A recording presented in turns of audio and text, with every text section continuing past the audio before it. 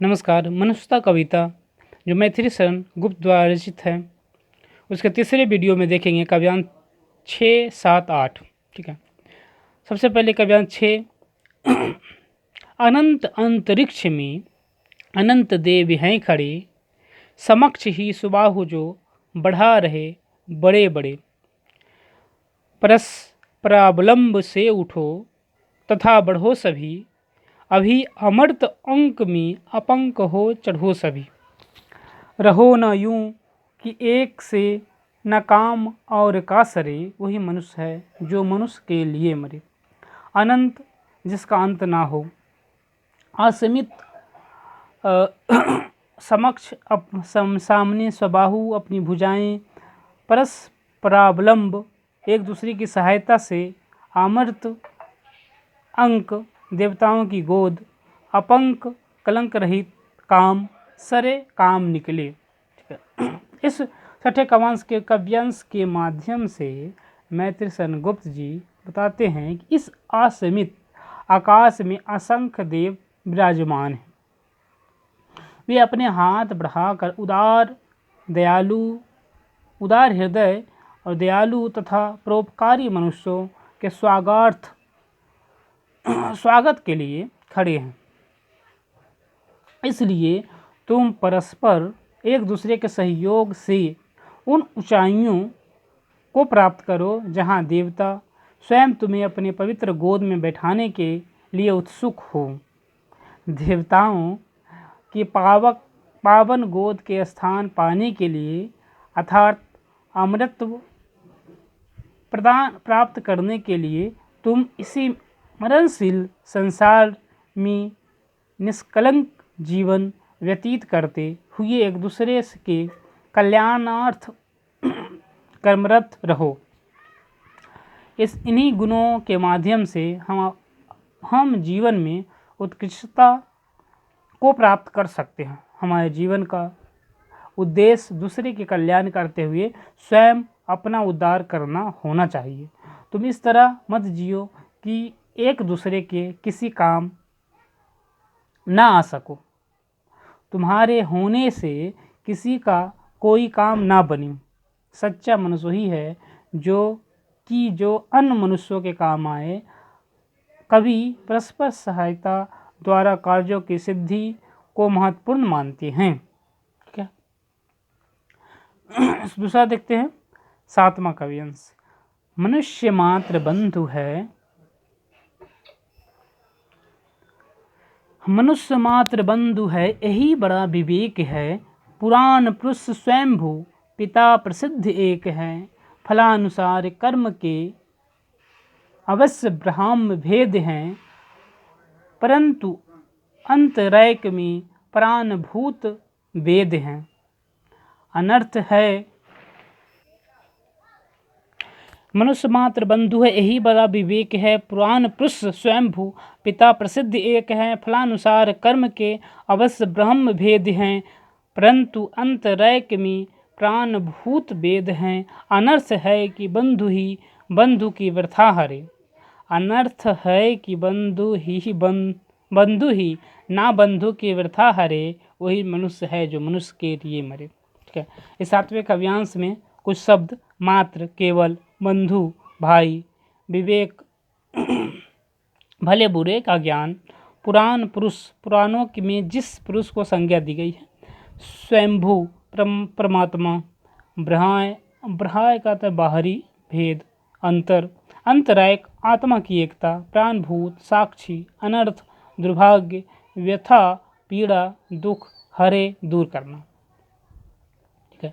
इस 7वें काव्यांश के माध्यम से मैथिली शरण गुप्त जी कहते हैं कि प्रस्तुत पंक्ति में बंधुत्व की भावना को मनुष्य की सबसे बड़ी विवेकशीलता माना है।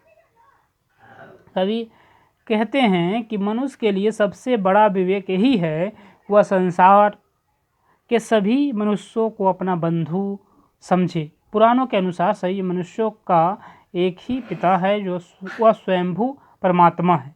यह ठीक है कि विविध कर्मों के फलानुसार आपस में भिन्न हैं, अर्थात जिसने जैसा कर्म किया उसे वैसा ही जन्म मिला, परंतु आंतरिक दृष्टि से सभी एक हैं, समान हैं।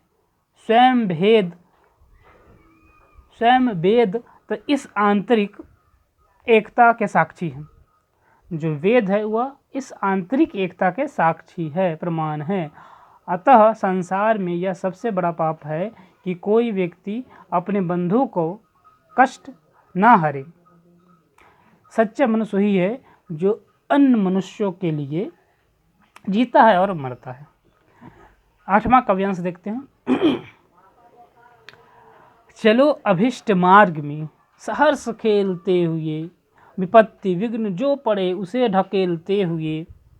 घटे न हेल मेल हाँ, बढ़े न भिन्नता कभी। अतर्क एक पंथ में सतर्क पंथ हो सभी। तभी समर्थ भाव है कि तारता हुआ तरे, वही मनुष्य है जो मनुष्य के लिए मरे। कुछ कठिन शब्द अभीष्ट, इच्छित, सहर्ष, प्रसन्नतापूर्वक, विपत्ति, कठिनाइयाँ, विघ्न, बाधाएं, हेल मेल, मेल जोड़, भिन्नता, अलग होने का भाव, अतर्क, तर्क से परे, सतर्क पंथ, सावधानी यात्री, समर्थ, शक्तिशाली, तारता, उदार करता हुआ। इस 8वें काव्यांश के माध्यम से कवि मैथिली शरण गुप्त जी बताते हैं कि संघर्षपूर्ण जीवन व्यतीत करते हुए लक्ष्य पथ पर आगे बढ़ने की प्रेरणा देते हैं। कवि कहते हैं कि हे पाठकों, तुम जीवन में जिस मार्ग पर चलना चाहते हो, हंसी खुशी से चलते रहो। रास्ते में जो भी संकट आए, बाधाएं आए, उन्हें ढकेलते हुए आगे बढ़ते जाओ, परंतु यह ध्यान रखो कि तुम्हारा आपसी मेलजोल ना घटे, मित्रता और एकता का भाव कम ना हो, आपस में भिन्नता में वृद्धि ना हो, मनुष्य में वर्ग, जाति, रंग, रूप और देश, प्रांत, देश आदि के अंतर ना बढ़े। सभी मत, पंथ और संप्रदाय सतर्क होकर उस तार्किक एकता,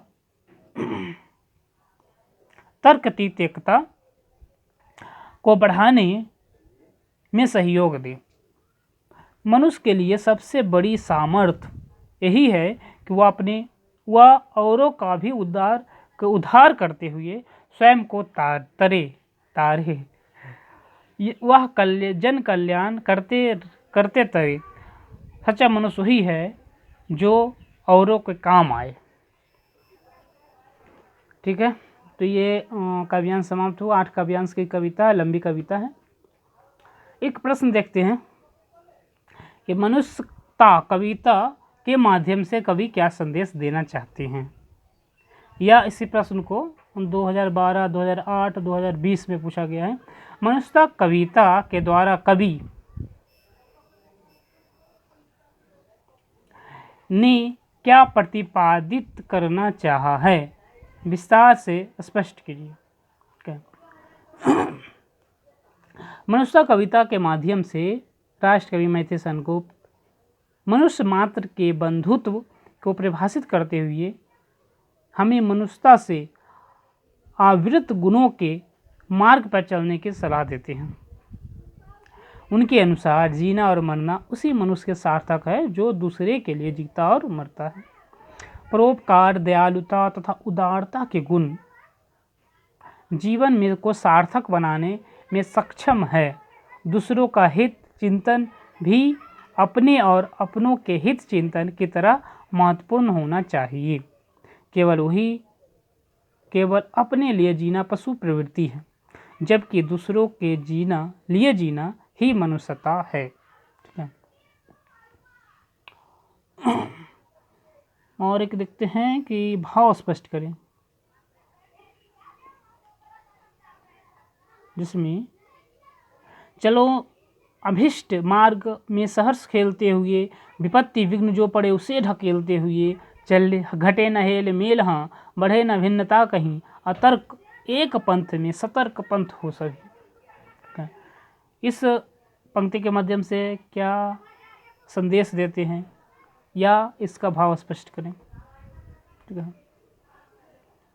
तो कवि इन पंक्तियों में हमें संघर्ष के साथ साथ अपने लक्ष्य की ओर बढ़ने की प्रेरणा दी है। कवि का कहना है कि विपत्ति तथा विघ्न बाधाओं को रास्ते से दूर करते हुए एकता और समग्रता की प्रवृत्ति के साथ हमें अपने लक्ष्य की प्राप्ति की ओर अग्रसर रहना चाहिए, बिना किसी आशंका और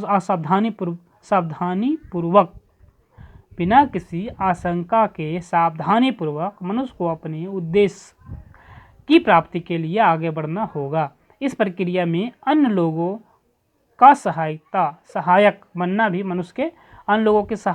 मनुष्य का महत्वपूर्ण विवेक हो सकता है। सबसे बेहतर यह है कि सभी मनुष्य एक दूसरे के लक्ष्य तक पहुंचाने के माध्यम बन सके, ठीक है। तो इस मनुष्यता कविता को समाप्त करते हैं। ये तीसरा पार्ट है। अब अगले वीडियो में देखेंगे 9th क्लास का एक कविता, लंबी कविता है, फूल की चाह, ठीक है। बहुत बहुत धन्यवाद।